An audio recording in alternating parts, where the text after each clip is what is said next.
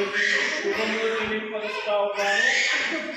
శుభ శుక్రవారం ఉపవాస ప్రార్థనకు మిమ్మల్ని అందరినీ ఆహ్వానిస్తా ఉన్నాను. హోలీ స్పిరిట్ మినిస్ట్రీ తరఫు నుండి మీ అందరికీ శుభములు తెలియపరుస్తున్నాను. ప్రియులారా, మరి చిన్న ప్రార్థన చేసుకుని వాక్యంలోకి వెళ్దాం.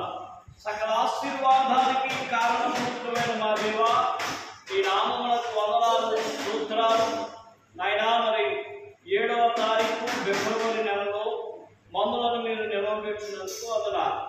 ఈరోజు బ్రతికి బతకట్టమంటే నీ కృప, నీ కృప లేనిదే మేము బ్రతకలేము నాయన. మమ్మల్ని మీరు నిలబెట్టి వాడుకున్నందుకు వందనాలు. సంఘాన్ని, సంఘ బిడ్డలను మీరు దీవించి ఆశీర్వదించమని యేసయ్య నామమున అడుగుచున్నాను మా పరమ తండ్రి, ఆమేన్. దేవుని యొక్క వాక్యమును మనం ధ్యానిద్దాం.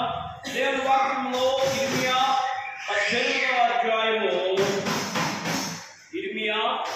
18వ అధ్యాయములోనికి మనం వెళ్దాం. 18వ అధ్యాయము 18వ వచనాన్ని మనం చూద్దాం.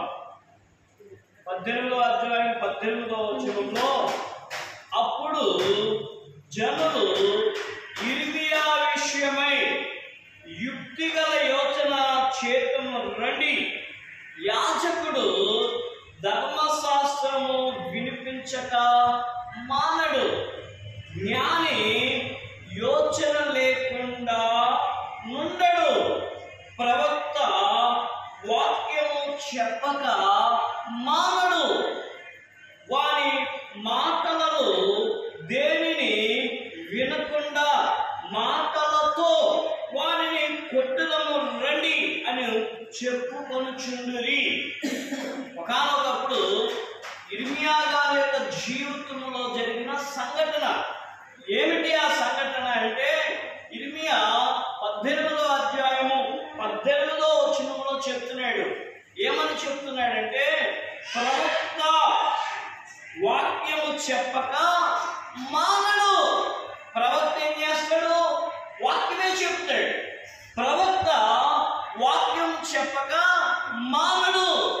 నేటి సమాజంలో శాతాను సంబంధమైన మనుషులు క్రైస్తవంలోనికి జ్వరబడి మేమే క్రైస్తవులమని చెప్పుకుంటూ ఎవరి ప్రవక్త వాక్యము చెప్పక మానడు. అయితే ఆ వాక్యమును ప్రకటించకుండా, ఆ ప్రవక్త అక్కడ నిలవబడి వాక్యమును చెప్పకుండా ఆ ప్రవక్తను ఎన్నో బాధలు పెట్టాడు. ఆ ప్రవక్తను ఎన్నో శాపన స్థితిలోనికి నడిపించారు. అయితే దేవుని వాక్యం ఏమని చెప్తుందంటే, జనులు ఇర్మియా విషయమై యుక్తిగల యోచన చేద్దాము రండి. The God is calling to you. దేవుడు పిలుస్తూ ఉన్నాడు. ఇర్మియా విషయంలో ఒక యోచన చేద్దాము రండి, యుక్తి అయిన యోచన చేద్దాము రండి. ఈవేళ వాక్యాన్ని ప్రకటిస్తున్నాము, దేవుని సేవ చేస్తున్నాము, దేవుని యొక్క సంకల్పం చొప్పున నడుస్తూ ఉన్నాము. అందులో ఏమిటో తెలుసా? సమస్తమును విడిచిపెట్టి లోకమును పెద్దగా ఎంచి ఎవరిని యవ్వన కాలంలో దేవుని కారు మోస్తూ దేవుని సేవలోకి వచ్చి నిలవబడుతున్నా. కింద నుంచి ఎన్నో అవమానాలలో నుండి, ఎంతో నిందలలో నుండి, ఎంతో కష్టములో నుండి వచ్చి ఇక్కడ నిలవబడి వాక్యాన్ని చెబుతున్నారు. ఆ ప్రవక్తను చాలా మంది పాడు చేయాలని, ఆ ప్రవక్త యొక్క స్వరాన్ని మోగ చేయాలని సాతాను మన యొక్క మందలోనికే దూరి చిచ్చు పెడతా ఉంది, సమస్యలను క్రియేట్ చేస్తూ ఉంది. భయపడకండి దేవుని సంగమా, సార్వత్రిక సంగమా, దేవుని రాకడ కొరకు సిద్ధపడుతున్న సంగమా, వధువు సంగమా, దేవుడు నిన్ను పిలుచుచున్నాడు. ఇర్మియా విషయంలో ఒక యోచన చేద్దాము రండి. ఎవరి యాజకుడు ధర్మశాస్త్రము వినిపించక మానడు. యాజకుడు ధర్మశాస్త్రమును వినిపించక మానడు.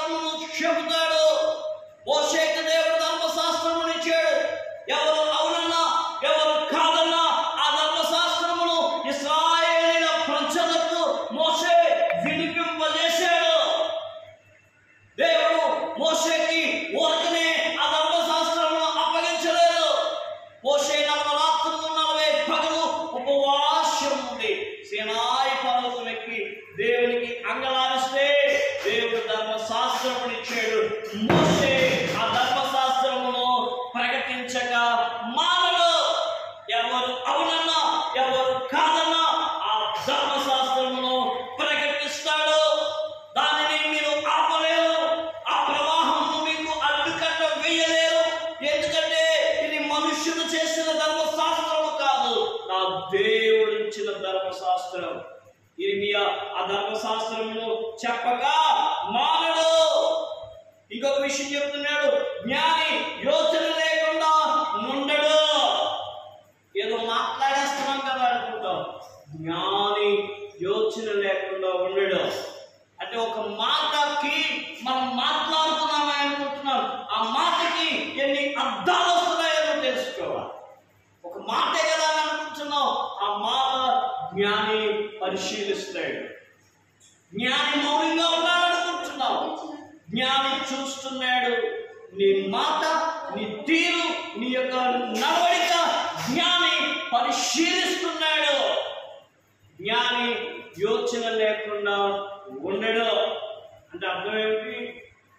ఆర్మీలో చేస్తున్నటువంటి మన భారతదేశ జవాన్లు వెపన్ లేకుండా ఉండడు.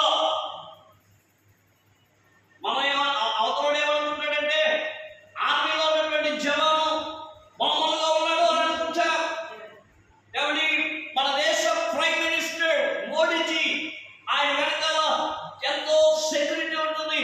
ఆయన ప్రాణ రక్షణ కొరకు కొన్ని కోట్ల రూపాయలు ఖర్చు పెడతా ఉన్నారు. ఆ సెక్యూరిటీని చూస్తే వాళ్ళ దగ్గర ఏమీ లేవు అని అనుకుంటారు. అది ఒక్క సెకండ్ లో పెను ప్రమాదాన్ని ఆపగలిగిన శక్తి దేవుడు వారికి ఇచ్చాడు. దేవుని స్తోత్రం. హల్లెలూయా. నా భారతదేశ ప్రజలారా, మీ కొరకు క్రైస్తవ్యం ప్రార్థన చేస్తుంది. మీరు దీవించబడాలని, ఆశీర్వదించబడాలని, నెమ్మది ఇవ్వాలని, సమాధానం ఇవ్వాలని జ్ఞానముగా ఉండండి. జ్ఞాని జ్ఞానం లేకుండా ఉండడు. జ్ఞానముగా ఉండు, తెలివిగా ఉండు, నాలెడ్జ్ను సంపాదించుకో. ఎవరు ఒక మాట చెప్పాడు, ఆ మాట పెట్టుకుని రకరకాలుగా నువ్వు వెళ్ళిపోతే దెబ్బ తినేది నువ్వే. నీవు పడిపోయినప్పుడు నిన్ను లేవనెత్తేవాడు ఎవడు లేడు. నీకు శ్రమ వచ్చినప్పుడు నిన్ను వాదార్చేవాడు ఎవడు లేడు. నీకు కష్టం వచ్చినప్పుడు నిన్ను ధైర్యపరిచేవాడు ఎవడు లేడు. నీ ఇంట్లో వాడు చచ్చిపోతే నీ ఇంటికి వచ్చి నిన్ను వాదార్చేవాడు దైవజనుడే. ఆ ప్రవక్తని నువ్వు ఆలోచించుకుంటే నీ వల్ల అవ్వదు. నీ తనలో జేజమ్మ వల్ల కూడా అవ్వదు. దేవుడు పంపిస్తే వచ్చాడు సేవకుడు. నువ్వు నిలబెట్టగలిగితే, దేవుడు నిలబెట్టగలిగితే నేను సేవకుడు నిలబెడతాడు. నువ్వు ఇవ్వకో దేవుడు పోషిస్తాడు. నిన్ను నమ్మి సేవకు రావా, సావైనా బ్రతుకైనా దేవుడే సేవకు వచ్చాడు. నా ప్రియమంది అనుకుంటున్నారా? జ్ఞానంగా ఉండు, జ్ఞానంగా ఉండు, జ్ఞానంగా ఉండు. జ్ఞాని జ్ఞానం లేకుండా మాట్లాడు. జ్ఞాని యోచన లేకుండా ఉండడు. యోచిస్తాడు, ప్రతి మాటని యోచిస్తాడు. ఇక్కడ చూస్తే పిల్లల ప్రవక్త వాక్యం చెప్పక మానడు. ప్రవక్త వాక్యం చెప్పక మానడు. ప్రవక్త వాక్యం చెప్పడం ఆపేస్తే ప్రియుల భూలోకం తలకిందులైపోతుంది. ప్రవక్త వాక్యం చెప్పాలి. దేవుడి దగ్గర నుండి దేవుడు ఏం దిగిపోతున్నాడు, ఏమి రాబోతుందో, ఎలా ఉంటుందో అనేది చెప్పేవాడే ప్రవక్త. అమెరికా దేశంలో మంటల్లో పడిపోతారని దేవుని దైవజనులు ప్రవక్తలు దేవుని నోటి నుండి మాట విని దానిని ప్రకటించారు. అక్కడ ఉన్నటువంటి ఫూల్స్, పిచ్చివాళ్ళు, అదేదో చెప్తున్నారు, ఆ మాట వినకండి. మనం ఏంటి, మనం ఉంటున్న సిటీ ఏమిటి, మన పరిస్థితి ఏమిటి అనుకున్నారు. ప్రవక్త చెప్తున్నాడు, దేవుడు ఉగ్రత వచ్చేస్తుంది.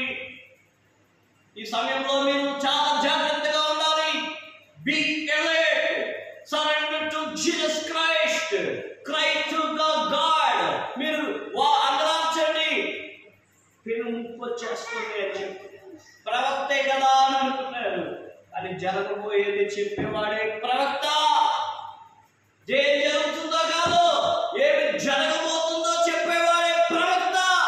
ఇవాళ బలం ఉందనుకుంటున్నావు, నాకు మాటలు నేర్చుకున్నాను అనుకుంటున్నావు, నాకు దిక్కులు తిరుగుతున్నాను అనుకుంటున్నావు. దేవుడు ఒక దెబ్బ కొట్టాడంటే ఎక్కడ కనపడు. లోతు భార్యను దేవుడు ఒక దెబ్బ కొడితే ఉప్పు స్తంభం అయిపోయింది. దేవుడు చోటుకు వస్తే దేవుడు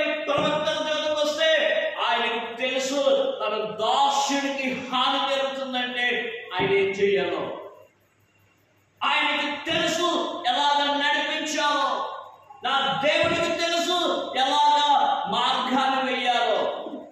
ప్రవక్త వాక్యము చెప్పక మానడు. మనకు మాట చెప్తున్నాడు, నా ప్రియ సహోదరి సహోదరుడా, దేవుడి వాక్యములో వారి మాటలతో దేనిని వినకుండా మాటలతో వారిని కొట్టుదము రండి అని చెప్పుకొనిచుండిరి. మాటలతో కొడేస్తారండి, కర్రలతో కాదు, కత్తులతో కాదు, మాటలతో. మాటలు తూటాలుగా చేసుకుని, మాటలు బుల్లెట్లుగా వేసుకుని, మాటలతో వారు కొట్టుదము రండి. ఎన్నాళ్ళు నువ్వు మాటలతో కొడతావు, ఆ మాటను దేవుడు మోగపరుస్తాడు, ఆ స్వరమును దేవుడు మూస్తాడు, ఆ స్వరమును దేవుడు బ్రేక్ చేస్తాడు. నువ్వు ఇంకా మాటలతో కొట్టడానికి నీ దగ్గర స్వరం ఉండదు. నా దేవుని ప్రవర్తకిచ్చిన శక్తి అలాంటిది. ఈ యొక్క ఎద్దు మాంసము, తునాతునకలుగా చేసినటువంటి ఎద్దు మాంసము దేవుని బలిపీఠం మీద ఉన్నది. ఆకాశం వైపుకి కన్నులెత్తి ప్రార్థన చేస్తున్నాడు ప్రవక్త. అందరూ హేళన చేస్తున్నారు, నిప్పు లేదు, అగ్గి లేదు, ఎలాగా ఆ ఎద్దు మాంసము దహనం అవుతుంది అని ఎక్స్పెక్ట్ చేస్తా ఉన్నారు. ఎద్దును చూస్తా ఉన్నారు. ఎద్దు మాంసము రక్తపు మడుగులలో ఉండి ఎలాగ దహనం అవుతుంది, ఎలాగ బూడిదవుతుంది అని ఎదురు చూస్తా ఉన్నారు. ప్రవక్త ఆకాశం వైపుకు తేరి చూసి, నా ప్రభువా, ఆకాశమందున్న నా దేవా, ఈ విపత్తు నుండి, ఈ సమస్య నుండి, ఈ యొక్క గడియ నుండి నీకే అప్పగిస్తున్నానని ఆకాశం వైపుకి తేరి చూసి కన్నులెత్తి ప్రార్థన చేసినప్పుడు ఎక్కడి నుండి వచ్చిందో తెలియదు, ఎలా వచ్చిందో తెలియదు. ఆ రాళ్ళ మీద ఎద్దు మాంసం పేర్చబడి ఉన్నది. అదంతా కూడా దహనమయ్యి దేవునికి అర్పించబడింది. అంటున్నారు, ఇది సాధ్యమా? ఇది అవుతుందా? ఇది ఎలాగ సాధ్యం? ప్రవక్తకి దేవుడు శక్తినిచ్చాడు, ప్రవక్తకి దేవుడు బలమనిచ్చాడు. ఆ ప్రవక్త ప్రార్థన చేస్తేనే నీవు బతికి భక్త కడుతున్నావు. ఆ ప్రవక్త ప్రార్థన చేయకపోతే నీకు రేపు రెండో రోజు. ఆ ప్రవక్త ప్రార్థన చేస్తేనే నీ పిల్లలు నీ పిల్లలు నీ పిల్లలు పిల్లలు నువ్వు చూస్తున్నా. 128లో కీర్తనలు అంటాడు, నీ పిల్లల పిల్లలను నీవు చూచెదవు, సియోనులో నుండి దేవుడు నిన్ను ఆశీర్వదించు. ఆ ప్రవక్తనే మౌనం చేసేయాలనుకుంటున్నావా? ఆ ప్రవక్త మాటనే మోగపరిచేయాలనుకుంటున్నావా? దేవుని ప్రవక్త వాక్యములో నుండి ఎంతో మంది వేల ప్రవక్తలు వీధులలో నుండి సువార్తను ప్రకటిస్తుంటే వాళ్ళ మీద దాడులు చేస్తా ఉన్నారు. ఎంతో మంది ప్రవక్తలు దేవుని సువార్తను ప్రకటిస్తుంటే వాళ్ళను కొడుతున్నారు. మనకు ఆయన ఫేస్బుక్ లో ఒక వీడియో పోస్ట్ చేశాడు. ఆయన రైల్లోనో మరి ఏదో వాహనంలో సువార్త ప్రకటిస్తుంటే ఒక ఆయన ఆ ప్రవక్త చంప మీద ఒక కిక్ ఇచ్చే ఆయన చాలా కూల్గా దేవుడిని దీవించింది కాదు. ఆయన ఏమి ఎవరిని డిస్టర్బ్ చేయాలా? Jesus Christ is the lord of all. నా దేవుడు అందరికీ ప్రభు అని చెప్తున్నాడు. ఆయన చేసి తప్పదు అదే. దేవుని సేవ నమ్మకంగా చేయడమే, దేవుని సేవను ఉన్నట్టుగా చెప్పడమే. అలాంటి ప్రవక్తలు నేటి సమాజానికి నచ్చరు. దేవుని గొలుపులోనికి రా, దేవుని భయభక్తుల్లోనికి రా, దేవుని మందిరంలో ఉన్నామని గుర్తు ఎరుగు. దేవుని మందిరంలో ఉండి మాట్లాడుతున్నావని తెలుసుకో, ఎవరి మీదకి వెళ్తున్నావో తెలుసుకో. దేవుని స్వరం నీకు ప్రత్యక్షమైనప్పుడు ఆ ప్రవక్త యొక్క పడుతున్న బాధ ఏమిటో నీకు తెలుసు. ఇర్మియాతో చెప్తున్న మాటలండి. కుమ్మరోడు దగ్గరికి వెళ్ళు. కుమ్మరోడు ఆ కుమ్మరవాడు ఆయన ఒక మంచి పాత్రను చేస్తాడు, అది పాడైపోతుంది. మళ్ళా దాన్ని సారం మీద పెట్టి పాత్ర చేస్తాడు. కుమ్మరు వానికి అంత జ్ఞానం ఉంటే నిన్ను కలుగు చేసిన నాకెంత జ్ఞానం ఉండాలని చెప్తున్నాడు. నా ప్రియమ దేవుడున్నారా, దేవుడి దగ్గరికి రండి. ఉగ్రత దినాల్లో మనం ఉన్నాం, తొమ్మిది దినాల్లో కాదు, ఉగ్రత దినాలలో మనం ఉన్నాం. ఎంతవరకు ఉంటామో ఎంతవరకు బ్రతుకుతామో మనకు కుటుంబాలు దీవించబడాలని, మీరు సుఖ సౌఖ్యాలతో ఉండాలని ప్రార్థన చేసేవాడే ప్రవక్త. కీడును తెలియపరిచేవాడే ప్రవక్త. నువ్వేం చేస్తున్నావో దేవుడు ప్రవక్తకి చూపిస్తాడు. నీ కుయుక్తులు ఏమిటో దేవుడు ప్రవక్తకి చూపిస్తాడు. నీ యొక్క విధానం ఏమిటో దేవుడు ప్రవక్తకి చూపిస్తాడు. ప్రవక్తలు ఉండాలి. ఈ పర్యావరణాన్ని కాపాడడానికి, పంటలు బాగా పండడానికి సూక్ష్మ జీవులు ఎంత అవసరమో, పురుగులు ఎంత అవసరమో, నా ప్రేమ దేవుడు విన్నారా, ప్రవక్త అంత అవసరం. ఆ ప్రవక్తను కాపాడండి. వీలైతే ఆ ప్రవక్త చుట్టూ గట్టుగా ఉండండి. వీలైతే ఆ ప్రవక్తలకు మంచి ఆశ్రయాన్ని కలిగి చేయండి. ఆ ప్రవక్తల ఆశ్రయాన్ని పొందుకోవాలి. ఆ ప్రవక్తల ఆశ్రయాన్ని, ఆ ప్రవక్తల ఉన్నటువంటి దాన్ని లాక్కోవాలని ఎదురు చూడక, నీకు ఇచ్చింది చాలా తృప్తిగా ఉండాలయ్యా. దేవునికి స్తోత్రము కలుగును గాక. ప్రార్థన చేసుకుందాం. మమ్మల్ని ఎంతగానో ప్రేమించిన మా తండ్రి, ప్రియ పరలోకమందున్న వాడ, నీ బిడ్డలైన వారి ఇక్కడికి వచ్చారు నాయన. అయ్యా, ఉపవాస ప్రార్థనలో మేము ఉన్నాము నాయన. దేవుడు దయను, మనుషుల దయను వర్ధలింపజేయగలిగిన దేవుడు నాయన. వచ్చిన బిడ్డలను దీవించండి. శాంతి సమాధానాలతో వర్ధలింప చేయమని యేసుక్రీస్తు నామమున అడుగుచున్నాను మా పరమ తండ్రి. ఆమేన్. మన తండ్రి అయిన దేవుని ప్రేమ, కుమారుడైన యేసు ప్రభు వారి కృప, పరిశుద్ధాత్మ నిత్య సహవాసము ఇప్పుడు ఎల్లప్పుడూ వచ్చిన నీ బిడ్డలకు వాక్యము ప్రకటించిన నీ దాసునికి సదా తోడై నడిపించును గాక. ఆమేన్. యేసు రక్తమే జయం, శిలువ రక్తమే జయం. ప్రభు యేసు వాక్యం సంపూర్ణమైన విజయము కలుగచేయును గాక. ఆమేన్. మీ అందరితో వందనాలండి. ప్రభువారు దీవించును గాక. రండి, ప్రార్థన చేయించుకుని మీ గృహాలు